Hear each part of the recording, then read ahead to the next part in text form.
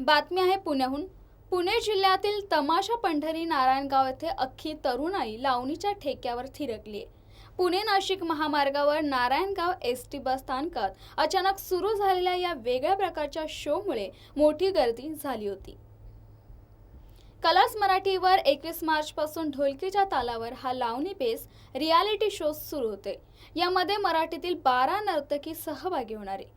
यामध्ये सहभागी होणारी शर्मिला शिंदे ही एकमेव पुण्याची अभिनेत्री आहे।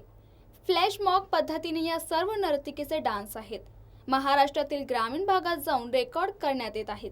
जाऊ दे ना घरी वाजले की 12 या लावणीच्या रेकॉर्डिंगसाठी तमाशा पंढरीत शर्मिला दाखल झाली, तेव्हा तिने आपल्या अदाकारीने धमालच केली।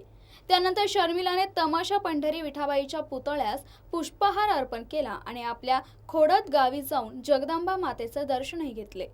खोडद ग्रामसंस्थातर्फे आपल्या गावच्या लाडक्या कन्येचा यावेळी सत्कारही केलाय। शर्मिलाने यावेळी महाराष्ट्राची लावणी सम्राज्ञी होण्यासाठी मतदान करण्याचं आवाहन केले। शिरूरहून सुनील भोंगाळकरचा महाराष्ट्र न्यूज।